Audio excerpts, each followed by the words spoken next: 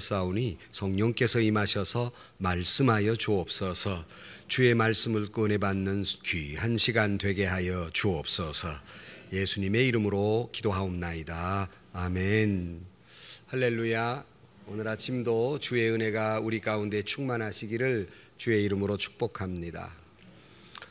또 태풍이 이렇게 우리나라를 지나가고 있습니다. 바라기는 이 태풍 속에서도 우리 하나님께서 또 이 나라 이 민족을 지켜주시기를 축복합니다. 참 태풍이 없는 해가 없는 것 같아요. 가을이 돼서 이제 태풍이 다 지나가겠거늘 했는데 또다시 태풍이 몰려오고 있습니다. 만사가 그런 것 같습니다. 그래서 새옹지마라는 말이 있듯이 좋은 일만 있는 것도 아니고 굳은 일만 일도 아니고, 그러나 누구나 다 인생살이가 그렇고 여러분 모든 것이 참 좋은 일과 굳은 일 이런 것들을 잘 극복해내면서 하나의 인생을 살아가는 것 같고, 또 신앙도 마찬가지인 것 같아요. 늘 믿음이 좋을 수만은 없습니다. 때로는 시련도 있고 실망하는 일도 있고 의심되는 일도 있고 낙심되는 일도 있고, 이런 걸 잘 극복하면서 믿음이 자라는 것입니다. 1520년 초반에 여러분이 잘 아는 마틴 루터가 종교개혁의 정신을 가지고 종교개혁을 시작을 합니다. 이 영향은 많은 사람들에게 영향이 가서 영향력을 끼쳐서 많은 수도사들이 수도원을 뛰쳐나오기를 시작합니다. 수도원의 수도사들뿐만 아니라 캐톨릭 수녀들도 어째 뛰쳐나오게 됩니다. 개혁 정신을 가지고 나오긴 했지만 수도원에서 기도만 하던 사람들이 살 방도가 없는 거예요. 그러니까 마틴 루터만 바라보고 나온 이 수도사들을 루터가 여기저기 직업을 갖게 하고 직장을 소개해 주기도 하고, 당시 여성은 지금처럼 사회에 진출할 수 있는 기회가 많지 않기 때문에 수녀들이 한 9명의 수녀들이 나오게 되는데, 이 9명의 수녀들을 한 사람 한 사람 수도사하고 이렇게 결혼을 시키는 거예요. 그런데 이 9명이 나왔는데 8명은 잘 짝을 맺었어요. 근데 그 나머지 한 사람하고는 아무도 결혼하겠다고 하는 사람이 없는 겁니다. 그도 그럴 것이 얼굴이 너무 못생긴 거예요. 그래서 얼굴이 못생겼는데 예를 들어서 이마는 툭 튀어나오고 광대뼈 튀어나오고 코는 쓸데없이 길고 그래서 아주 미운 거예요. 그러니까 아무도 결혼할 사람이 없어서 마틴 루터가 그러면 내가 데리고 살지, 그러고 그 여자하고 살게 됩니다. 바로 그 여성의 이름이 카타리나라는 그 여자였습니다. 사실 사람을 외모로 평가할 일은 아닙니다.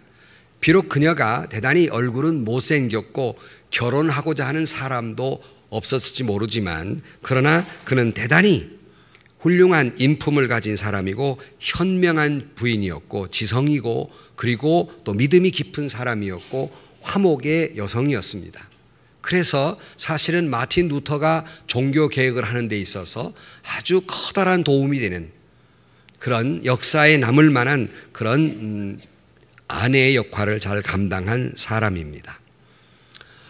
이 마틴 루터가 막상 종교 개혁을 한다고 기치를 들고 나왔는데 쉬운 일이 아니죠.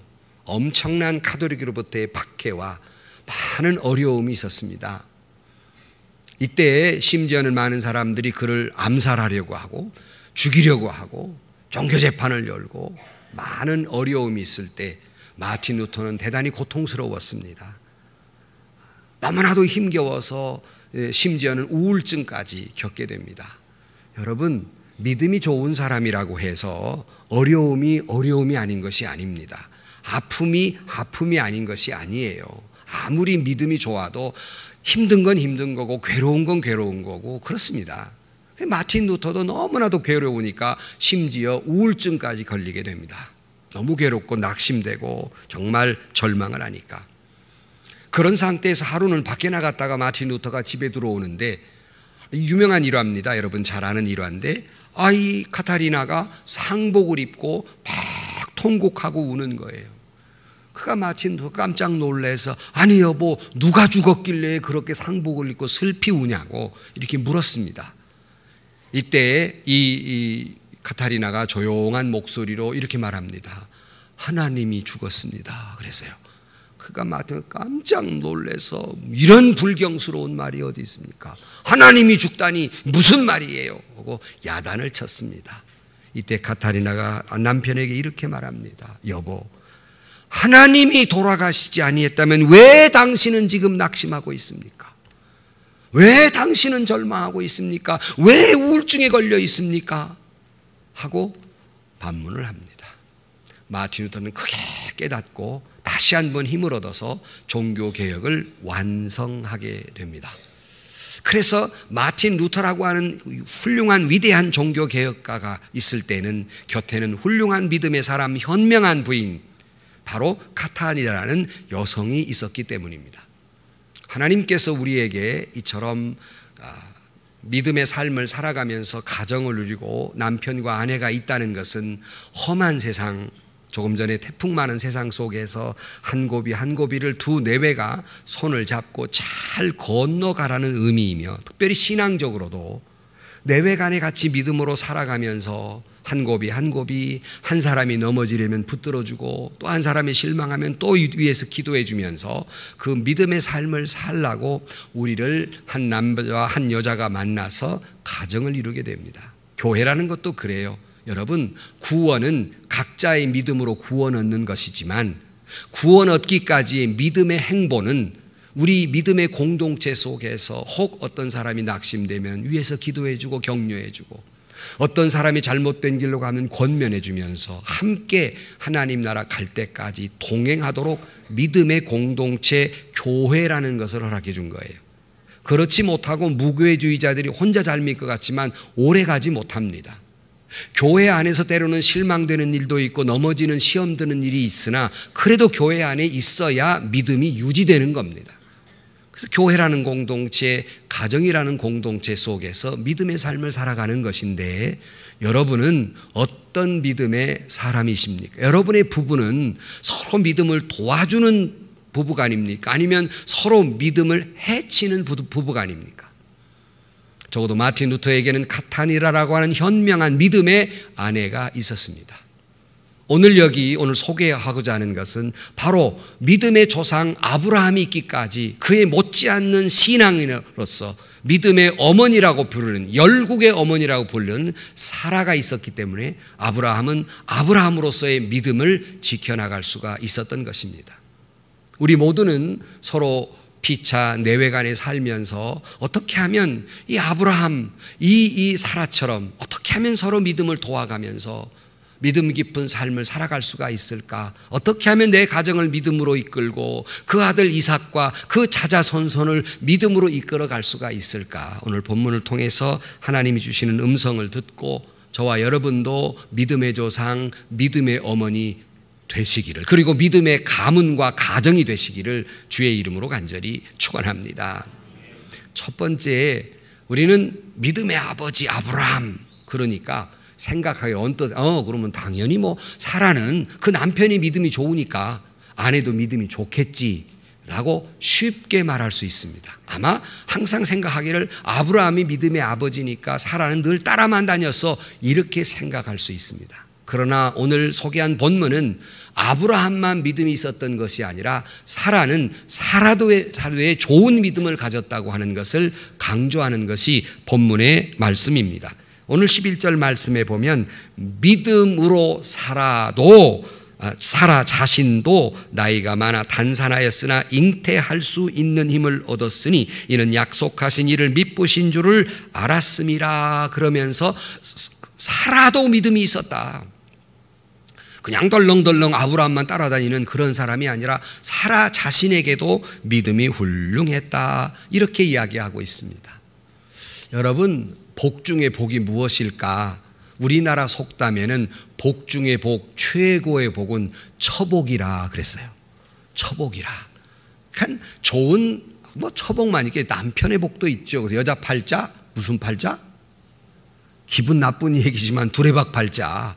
그러니까 좋은 아내를 얻는 것도 축복이고 좋은 남편과 사는 것도 큰 축복이에요. 남편 된 여러분은 처복이 있으십니까?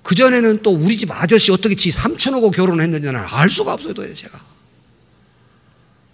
물론 그 말의 의미를 제가 몰라서가 아니고, 이런 말하면 목사님 꼰대 소리 하지 마세요 그럴런지 모르나, 어떻게 믿음 좋은 가정에서 남편을 지칭하기를 이 인간 저 인간 이놈 저놈을, 내가 여자는 차마 말 못하겠어요. 어떻게 서로 그렇게 호칭할 수가 있습니까? 믿음이 있는데, 신앙으로 산다는 신앙 인격을 가지고 어떻게 그렇게 내외간에 살아갈 수가 있습니까? 제가 그래서 늘 이렇게 결혼 주례할 때 반드시 맞절을 시켜요. 그러면서 설명을 합니다. 서로 절하듯 그렇게 존경하며 사세요 하는 거예요. 고개 쳐들고 이놈 저놈 하지 말고 고개 숙여가며 서로 간에 나의 주시오 나의 주시오 이렇게. 근데 아무도 공감을 안 해 보니까 냉랭할 수가 없어. 이렇게 그렇게 살면 저에게 복이 아니라 여러분에게 복될 줄로 믿습니다. 사라가 믿음이 좋다 보니까 남편을 그렇게 존경해요. 그렇게 사랑해요. 아니 부족하지만 그렇게 격려해요. 사라는 행복한 신앙생활을 했어요. 여러분, 사실은 사라가 아브라함이 처음 하나님의 부름을 받고 정처 없는 길을 떠날 때 사라 나이도 만만치 65세쯤 됐다 그랬어요. 그 노구에 남편이 느닷없이 정신없는 소리를 하는 거예요. 본돈 지적 아비집을 떠나라 그러니 무조건 떠나는 갈 바를 알지도 못하고. 그러나 사라는 조용히 남편의 그 의견을 존중해 줍니다. 그리고 그 뒤를 따라가요. 쉬운 일이겠습니까? 아리따운 여성이라고 몇 번 성경은 설명하고 있어요. 창세기 12장 11절 14절 그 여인이 아름다웠다. 사라는 얼굴이 예쁜 여성이었어요. 그런데 광야 생활을 해야 되고 수많은 사람과 부딪혀야 하는 어려운 길을 걸어가야 하고, 심지어는 고통 가운데 남의 남자 텐트도 들어갈 뻔했던 그런 일도 있을 만큼, 그런 속에서도 그는 남편의 의견을 잘 따라서 순종한 사람이었고 믿음 좋은 사람이었고 그 자신도 믿음 좋은 사람이었어요. 그래서 여러분, 우리는 피차 남편도 그렇고 아내도 그렇고 우리가 기도 제목 가운데 중요한 제목, 아니 제1선의 제목은 아내의 믿음을 위해서, 남편의 믿음을 위해서, 자녀의 믿음을 위해서, 부모님의 믿음을 위해서, 형제간의 믿음을 위해서 기도하시기를 주의 이름으로 축복합니다. 남 믿음 없다고 거품 물고 흉보 있는 시간에 여러분의 남편, 여러분의 아내, 자식, 부모, 형제를 위해서 기도하셔야지. 뭐 때문에 남의 믿음 없다고 입에 거품 물고 죄를 짓냔 말이에요. 해야 할 일은 내 믿음을 위해서, 내 가정의 믿음을 위해, 내 자녀의 믿음을 위해서 기도해야 하는데, 사라 그는 자기의 주체적인 믿음이 있었어요. 그냥 덜렁덜렁 따라가는 믿음이 아니라 그 자신의 믿음이 있었어요. 바라기는 우리 모든 예언교회 성도 여러분들의 가정에 남편의 믿음이나 아내의 믿음이 참 좋아서 믿음 생활이 더 이렇게 더 성숙해가고 더 자라는 일이 있어야 되는데, 어느 한쪽이 믿음이 없으면 참 신앙생활하기 어려워요. 그래서 어느 한쪽이 믿음이 없으면 예배 생활도 힘들고 봉사하기도 힘들고 헌신하기도 힘들어요. 오늘 같은 날 꼭 여보 태풍 분대 오늘 교회 가지 말지, 꼭 이런 방해꾼이 있다고요. 그래서 지금 안 온 사람 한 2사람 있는 것 같아요. 내가 볼 때 오늘 태풍 부는데, 아니 가자고 해야지. 태풍이 불어도 교회 가자고 해야지. 바람도 부네 오늘 좀 쉬자. 이게 꼭 초치는 사람이 있단 말이에요. 이런 부부간이 되어서는 안 되겠다는 얘기예요. 서로 태풍이 불어도 교회 갑시다. 우리 잘 믿어봅시다. 내외간에 늙어 죽을 때까지 같이 믿음 열심히, 이걸 생각해야지. 그래서 믿음 좋은 반려자를 만난다는 것은 축복 가운데의 축복이니, 바라기는 여러분 모두가 아브라함처럼, 남편은 사라처럼, 아내는 그렇게 믿음의 조상이 되고 믿음 좋은 아내가 돼서 믿음의 가문을 이루는 믿음의 어머니, 믿음의 아버지, 믿음의 조상 되시기를 주의 이름으로 축원합니다. 사라 자신의 믿음이 좋았어요. 두 번째, 그러나 여러분 잊지 말아야 될 것은 아무리 믿음이 좋은 사람이라도 그냥 항상 믿음이 좋았던 건 아니라는 겁니다. 믿음이라고 하는 건 단번에 있어지는 게 아니에요. 죽은 자가 살아나는 걸 똑똑히 봐도 그 믿음 쉽게 성장하지 않습니다. 무슨 말이냐면 많은 고비가 있어야 되는 거예요. 많은 고비가. 90이 넘어서 그 기념식을 하는 내외분에게 물었습니다.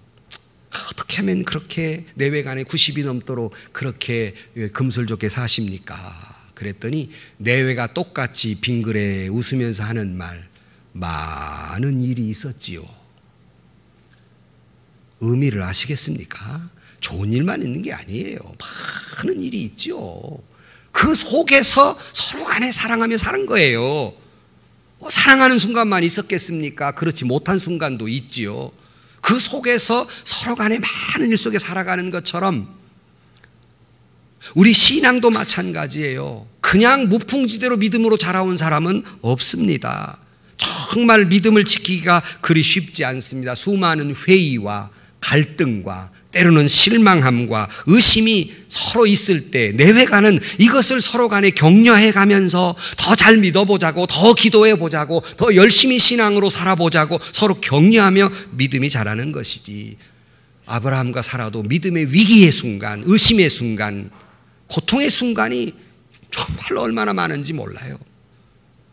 그 대표적인 예, 아브라함 때도 말씀드렸다시피 하나님께서 본토 친척 아비 집을 떠나 내가 내게 지시할 땅으로 가라고 하시더니 아들을 준다고 약속하셨는데 아무리 지나도 아들을 주지 않는 거예요. 아브라함 나이 99세가 되도록 아들을 주지 않는 거 아닙니까? 그 전에 아무래도 아들을 안 주니까 이제 의심이 들기 시작하고 회의가 들기 시작하면서 인간적인 방법을 선택합니다. 그것이 뭐냐면 사라가 가만히 하나님께서 내 남편의 씨를 하나님이 축복해 주었는데 없는 거 보니까 아마 나를 통해서가 아니라 다른 여성을 통해서 자식을 주실란가 보다 하고 자기의 종인 하갈을 그 남편의 텐트에 들여보냅니다. 그를 통해서 아들을 주시려나 보다. 이건 하나님의 방식이 아니에요. 하나님의 약속이 아니에요. 의심으로 인간적 방법을 선택합니다. 믿음이 흔들리는 거죠. 그래가지고 낳은 게 이스마엘입니다. 먼저 이삭보다 이스마엘을 먼저 낳게 되죠. 두고두고 사고거리예요. 고통거리입니다. 언제? 지금까지도. 바로 이 이스마엘의 그 누구의 조상이 되냐면 아랍 사람들의 조상이 됩니다. 예컨대 뭐 지금으로는 사우디, 쿠웨이트, 이라크 다 이게 이슬람 국가입니다. 지금까지도 두고두고 고통스러운 씨앗이 불신앙에서 나옵니다. 두고두고 집안도 분란이 돼서 쫓겨나가잖아요. 하갈이. 두고두고 분란거리예요. 그러니까 나는 한 명 데리고 사는 것도 힘든데 어떻게 둘씩 데리고 사는지 알 수가 없어요. 불씨를 남깁니다. 그 다음에 후에 하나님께서 또 아들을 주겠다 또 말씀하시는 거예요. 그랬더니 아브라함 나이 99세 때 아들을 준다고 그러니 웃기는 일 아니에요. 그래가지고 창세기 17장 17절 말씀에 아브라함이 엎드려 웃으며 마음속으로 이르되 100세 된 사람이 어찌 자식을 낳을까? 사라는 90세니 어찌 출산하리요? 하고 그랬어요. 이때 아브라함의 웃음은 어처구니 없는 웃음이고 불신앙의 웃음이며 하나님을 향한 조롱의 웃음이었어요. 내 나이 100세가 다 된 뭔 놈의 아들을 낳아 하나님. 지금 하나님이 말씀하시는데 웃었어요. 웃기네. 그러고 웃었어요. 이처럼 불신앙이 어디 있어요? 여러분 설교를 들으시면서 웃기네 안 하십니까? 말이 되는 소리예요 저게 지금? 근데 인간의 말도 그럴진데 하나님 말씀을 웃기네 하나님. 지금 하나님이 너 아들 주겠다 했더니 웃기네 그랬어요. 믿음이 몹시 흔들리고 있는 거죠. 남편이 그러니 아내도 그래요. 어떻게? 창세기 18장 12절 말씀 사라가 속으로 웃고 이르되 내가 노쇠하였고 내 주인도 늙었으니 내게 무슨 즐거움이 있으리요. 아브라함도 웃고 사라도 웃고 웃기네. 비웃음 조롱. 하나님 지금 지금 날 웃기려고 하시는 겁니까? 지금 무슨 웃기는 소리 하고 계시네. 이게 신앙인으로서 있을 수 있는 일입니까? 이처럼 믿음이 흔들릴 수가 어디 있어요? 하나님의 말씀인데 지독히 흔들리고 있는 거예요. 아브라함이 사라가 믿음의 아버지 믿음의 어머니가 될 때까지는 순풍이 아니에요. 많은 흔들릴 수밖에 없어요. 그래서 이른바 하나님과 아브라함 부부와 웃음 논쟁이 벌어집니다. 웃음 때문에. 무슨 논쟁이 벌어지느냐? 창세기 18장 13절 말씀에 여호와께서 아브라함에게 이르시되 사라가 왜 웃으며 이르기를 내가 늙었거늘 어찌 아들을 낳으리요 하느냐? 하나님이 화가 났어요. 어찌 사라가 지금 내가 말했는데 왜 웃냐? 그랬어요. 그러면서 하나님 말씀하십니다. 여호와께 능하지 못할 일이 있겠느냐? 기한이 이를 때 내가 내게로 돌아오리니 사라가 아들을 낳으리라. 하나님이 꾸지라 말하십니다. 왜 웃냐? 내가 능치 못할 일이 어디 있겠느냐? 그래서 사라가 깜짝 놀랍니다. 그래서 그 다음에 보면 사라가 두려워 부인하여 이르되 내가 웃지 아니하였나이다. 이제는 거짓말까지 해요. 하나님이 사라가 웃으면 왜 웃냐? 그랬더니 나 안 웃었어요. 나 안 웃었어요. 그래요. 거짓말까지 해요. 아니 속일 일이 따로 있지 하나님을 속여요? 근데 사람만 그래요. 여러분도 하나님 속이는 일 많아요. 안 그런 척, 잘 믿는 척, 믿음이 좋은 척 기도하시는 거 얼마나 많아요. 너 왜 웃었냐? 안 웃었습니다. 하나님이 다시 말합니다. 내가 웃었느니라. 너 웃었지 않냐? 다시 확인을 하십니다. 얼마나 믿음이 흔들리고 있어요. 남편도 흔들리고 아내도 흔들리고 그런 과정을 통해서 믿음이 성숙해 가는 것이지 흔들리지 않고 피는 꽃이 어디 있으랴? 다 흔들리며 신앙이 자라는 거예요. 어디 이들의 이 고통은 여기로 끝나는 게 아니에요. 더 엄청난 시련이 그들 앞에 있죠. 정말로 극도의 슬픔과 아픔과 고통이 이 믿음의 과정에서 그들을 기다립니다. 어떤 건 여러분 아시잖아요. 아들 이삭을 바치라 그랬어요. 그러니 사라가 남편이 자기 아들을 모리아 산에 가 죽이려고 아들을 끌고 가는 모습을 눈에 번이 봐야 해요. 아브라함도 아브라함일 뿐만 아니라 이것을 보는 사라의 가슴은 찢어지는 듯 아픔과 고통으로 가득 차 있었지 않겠습니까? 남자는 남자라고 그러지만 여성의 마음, 자기 배 아래 낳은 새끼가 지금 가서 죽여야 되는데 애비가 끌고 가는 거예요. 그 꼴을 보는 사라의 마음은 얼마나 극도의 슬픔이겠어요. 그래서 유대 역사가 요세푸스가 이렇게 말합니다. 아브라함이 이삭을 끌고 갈 때, 아니 다시 돌아올 때까지 사라의 마음은 갈기가 찢어진 슬픔과 아픔과 고통을 견디지 못해서 거의 죽을 것 같았다. 죽어가고 있었다. 아니 여러분, 자식으로 인한 시련, 그 이상의 시련이 어디 있어요? 아픔이 어디 있어요? 아마 아브라함도 그러고 사라도 그랬을 거예요. 하나님, 재물이 필요하면 차라리 나를 데려갈 일이지 왜 새끼를 데려갑니까? 벌을 주려면 나를 벌을 주지 왜 자식을 벌을 주십니까? 그러나 아브라함도 아무런 말이 없고 사라도 아무런 말이 없어요. 남편을 붙들고 나를 데려가라고 나를 죽이라고 하지 않았어요. 아브라함이 믿음으로 사니 사라도 믿음으로 살고 그 믿음은 훌륭해요. 이처럼 회의가 드는 때가 어디 있고 이처럼 슬픔과 고통과 비애의 순간이 어디 있겠습니까? 그래도 그들은 잘 견뎌냅니다. 성도 여러분, 우리도 믿음 생활하면서 아무리 그가 성자라고 칭하고 믿음 좋은 사람이라 할지라도 흔들려요. 마틴 루터도 많이 흔들립니다. 많은 성자들도 많은 유혹을 받고 많이 흔들려요. 그러지 않은 사람이 이 세상에 없어요.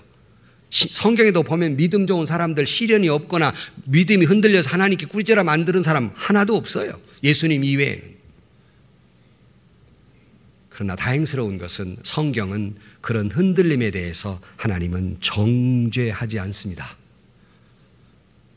그를 매를 때려서 세워놓기는 해도 그를 마저 죽게 만들지 않는다는 거예요. 하나님은 그런 흔들리는 신앙을 잘 극복하도록 그 어떤 과정을 통해서 더욱 믿음을 정금같이 나아가게 하시는 일이지 완전히 버리시지 않는다는 거예요. 할렐루야. 저와 여러분도 믿음이 흔들리다고 하나님께서 정죄하지 않습니다. 그걸 통해서 잘 일어나도록 도와주고 계시지 아예 버리시지 않는다는 거예요. 얼마나 다행스러운 일인지. 그래서 내가 믿음 있는 건 은혜이지 내가 훌륭하거나 인격이 잘나서거나 많이 배워서가 아니라는 거예요. 다 하나님의 은혜이지. 차라리 여러분 무관심보다는 의심을 갖는 게 낫습니다. 무슨 말이냐, 아예 성경 안 읽고 아무것도 모르고 의심할 것도 없고 그 신앙보다는 성경을 읽고 정말 이게 그러한가, 이 말씀이 맞는 말인가, 의미는 뭐고 이게 정말로 그러한가를 생각하는 사람의 신앙이 훨씬 잘하는 거지. 아예 성경도 안 보고 아예 그냥 설교 시작했다면 졸았다가 마지막으로 그럼 눈 뜬 사람 여기 분명히 5명 있어요. 여기 그런 사람보다는 말씀을 들을 때 정말 그러한가, 이렇게 생각하는 사람에게 믿음이 자랄 요소가 훨씬 많습니다. 그래서 성경은 그런 사람 의심하거나 도마처럼 의심하거나 도마야 왜 의심하느냐 했지만 도마를 하나님은 버리지 않습니다. 정죄하지 않습니다. 왜? 그 가정을 통해서 믿음이 자라나는 것이기 때문에, 하나님은 우리의 연약을 아시기 때문에, 저와 여러분의 약함을 아시기 때문에 하나님께서 여러분을 붙들고 계시는 줄로 믿습니다. 그래서 어려운 말로 성도의 견인, 마치 고장난 차를 끌고 가는 견인차가 있듯이 하나님이 우리를 견인해 가시는 거예요. 그래서 회의를 넘어서서 아름다운 믿음을 갖게 되고 신앙을 유지하게 되는데, 오늘 본문은 사라가 어떻게 그 믿음을 유지할 수 있었을까? 그 흔들리는 가운데에서 11절을 다시 보시면 그 요건을 이렇게 설명합니다. 믿음으로 사라 자신도 나이가 많아 단산하였으나 잉태할 수 있는 힘을 얻었으니 이는 그런 까닭은 약속하신 이를 미쁘신 줄을 알았음이라 그랬어요. 그가 흔들리는 속에서도, 의심이 가는 속에서도, 회의를 느끼는 속에서도 꼭 붙들고 있는 게 하나 있었어요. 하나님은 미쁘시다. 이 미쁘단 말이 어려운데요, 이 미쁘단 말을 다른 말로 말하면 신실하시다, 성실하시다, 신실이나 성실 다 말씀 원자가 있어요. 그 말의 뜻은 하나님이 미쁘시다는 말은 하나님의 말씀은 반드시 지키시는 분이시다. 하나님의 약속은 반드시 지키시는 분이시다. 그 말에 책임을 지시는 분이시다 하는 믿음이 있었기 때문에 회의도 오지요, 의심도 가지요, 절망도 하지요, 낙심도 하지요. 그러나 그 말을 꼭 붙들고 믿음이 성장한 것처럼, 여러분, 천지가 변해도 하나님의 말씀은 변하지 아니하고 천지가 변해도 하나님의 약속은 반드시 이루어 주실 줄로 믿습니다. 그 믿음이 흔들리는 속에서 성숙해지고 그 믿음이 믿음의 어머니가 되는 요소가 됩니다. 다시 말씀드립니다. 흔들리지 않고 피는 꽃이 어디 있겠고, 흔들리지 않고 믿음이 성장하는 사람이 어디 있겠습니까? 다 흔들림 속에서 믿음이 자라지요. 그래서 창세기 17장 15절 이하에 보면 하나님이 또 아브라함에게 이르시되 내 아내 사레는 이름을 사레라 하지 말고 사라라 하라. 내가 그에게 복을 주어 그가 내게 아들을 낳게 해주며 내가 그에게 복을 주어 그를 여러 민족의 어머니가 되게 하리니 민족의 여러 왕이 그에게서 나리라 그랬어요. 그래서 아브라함의 몸에서 그 생명이 태어나게 되고 열국이 그를 통해서 태어나게 되게 됩니다. 그래서 사레라는 말과 사라라는 말은 유사한 말이에요. 이 사레라는 말은 나의 공주님이라는 뜻이에요. 근데 사라라는 말은 그냥 공주님이라는 뜻입니다. 그러니까 개인의 공주가 아니라 열국의 공주, 열국의 어미가 됐다 하는 의미로 해석하게 됩니다. 그러니까 개인만 복을 받은 것이 아니라 모든 인류 사회에 그를 통하여 생명이 태어나게 되고, 이래서 후에 예수 그리스도가 이 땅에 오셔서 인간을 구원했으니 모든 사람이 구원받게 됐으니 열국의 어머니, 모든 사람을 기쁘게 한 사람, 믿음의 어머니라 칭함을 받게 됩니다. 성도 여러분, 우리도 그 믿음에 많은 과정이 있고 지금도 말씀을 듣는 순간에도 이런 때로는 믿음의 회의와 염려와 의심과 때로는 실망과 이런 속에서 여러분 계시는 분들이 계시라고 생각해요. 그 속에서 믿음은 자라나는 겁니다. 그것은 하나님의 약속은 반드시 이루어진다는 사실입니다. 이걸 꼭 붙들고 회의를 넘어서고 의심을 넘어서고 실망을 넘어서서 사라와 같은 믿음의 어머니 되시기를 주의 이름으로 축원합니다.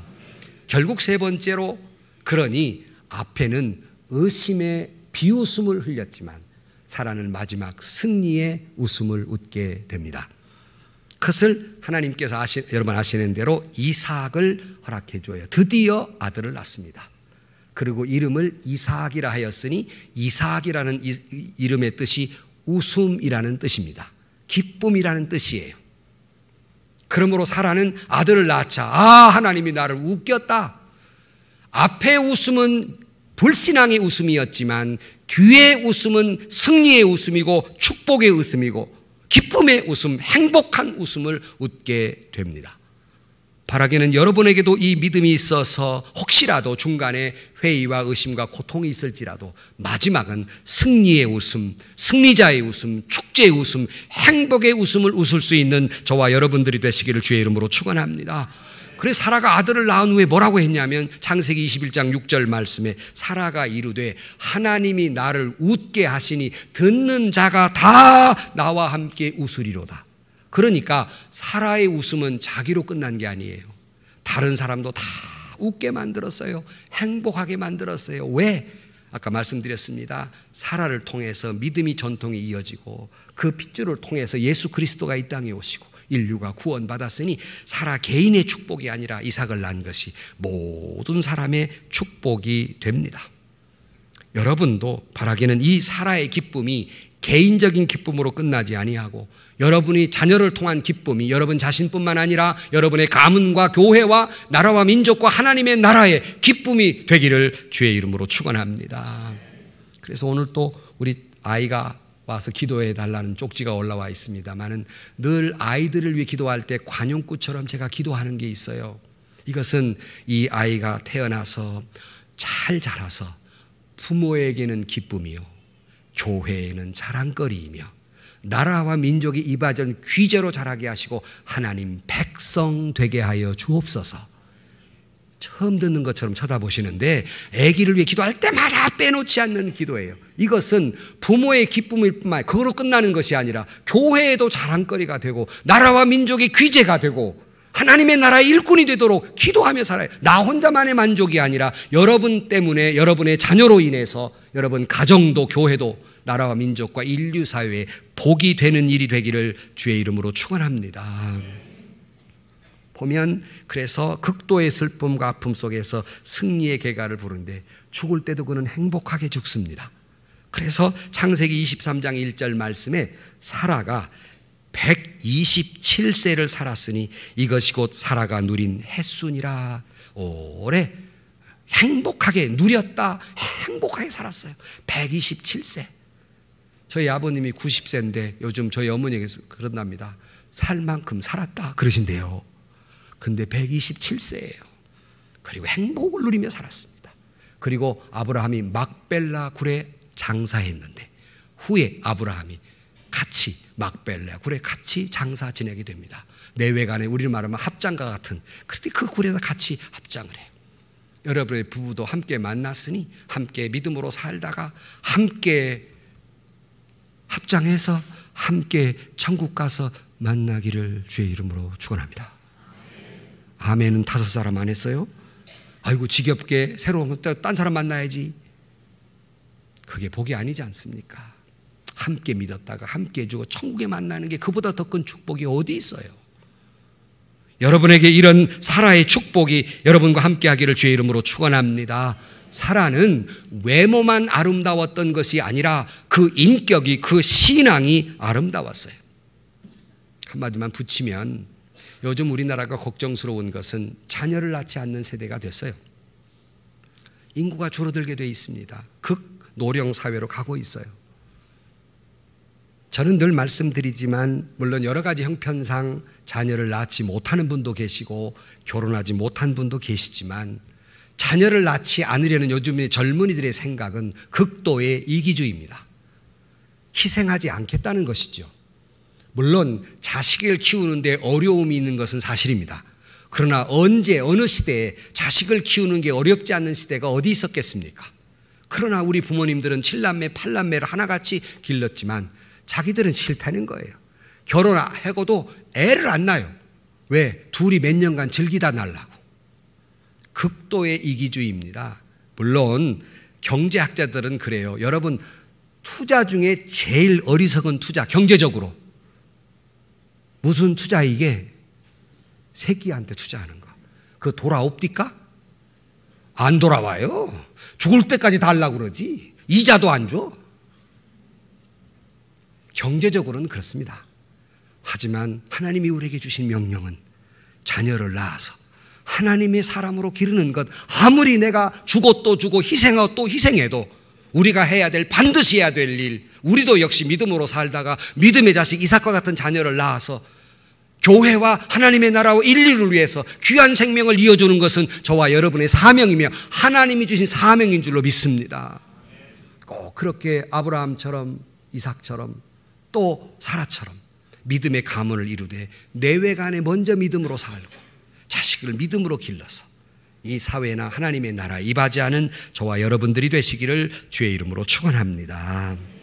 결론으로 말씀을 드립니다. 오늘 마지막 절에 보면 이러므로 죽은 자와 같은 한 사람으로 말미암아 하늘의 허다한 별과 또 해변의 무수한 모래와 같이 많은 후손이 생육하였느니라. 아브라함과 사라 한 사람으로 끝나는 것이 아니라 많은 민족을 이루고 많은 축복을 받습니다. 늘 기도하는 대로 오늘날 우리 한국이 어려운 것, 참 남북이 어렵고 경제적으로 어렵고 정치적으로 어려운 것이 사실이지만, 그러나 우리가 희망의 끈을 놓지 않고 붙들어야 될 것은 내외간의 열심, 기도로 살고 믿음으로 살고, 그리고 자녀를 낳아서 믿음으로 잘 길러서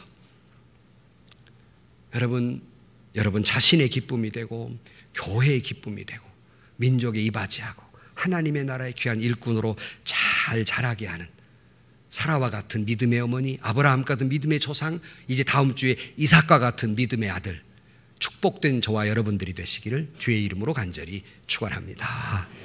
기도하십시다. 하나님 아버지, 때로는 신앙생활이 어렵고 때로는 회의도 느끼고 의심도 가는 일도 있지만은 그 속에서도 내외간의 손을 잡고 믿음을 지켜가게 하여 주옵소서.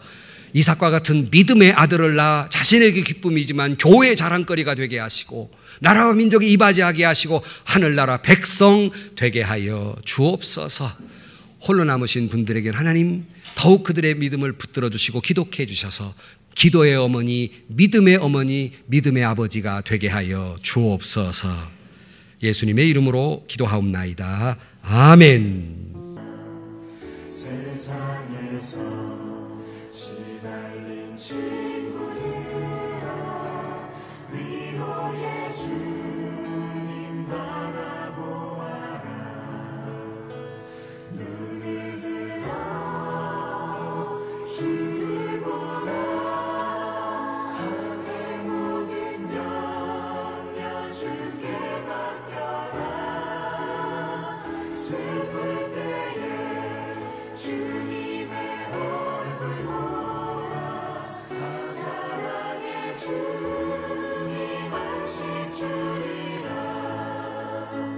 힘이 없고 내 마음 연약할 때 능력의 주